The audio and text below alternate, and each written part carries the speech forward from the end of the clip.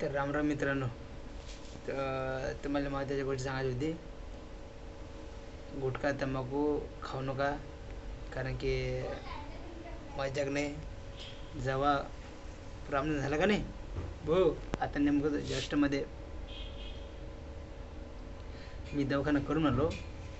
आता इथे सध्या मी हरियाणामध्ये आहो आणि माझं दाढ ठणकच आहे, ती किळकली होती नाही का.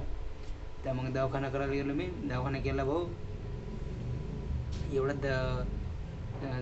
दर्द झाला की सांगून काय फायदा नाही, एवढा झाला. आता काय गुटखा तंबाखूले खाजो का नाही, त्याच्यामुळे प्रॉब्लेम झाला. तर तुम्हाला सांगतो मी, गुटखा तंबाखू खाऊ नका आताच. नाही तर नंतर जर एवढं पस्तावशील का नाही, बेकार कमी नाही धरत होतं. डॉक्टर काय की नाही करत, 10 वर्षीच करते.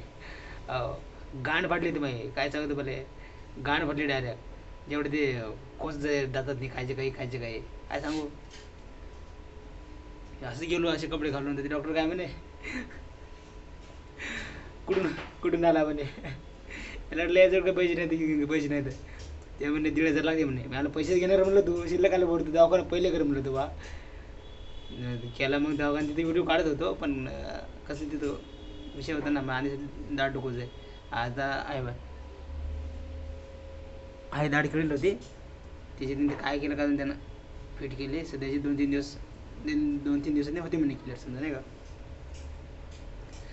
तर 1,500 रुपयाचं हे झालं, दवाखाना झाला, आणि 100 रुपयाचं मेडिकल झालं. फक्त किती गोळ्या दिल्या, 2-4 गोळ्या दिल्या फक्त, खास विषय खतम.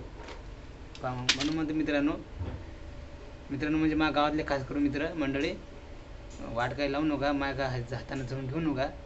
नाही तर भाऊ कमी तपलीक नाही होत. मग तुम्ही बा मला सांगाच काम होतं, कारण की आपलं प्रत्येक गोष्टीचा अनुभव चालला, म्हणून तुम्हाला सांगू राहिलो मी.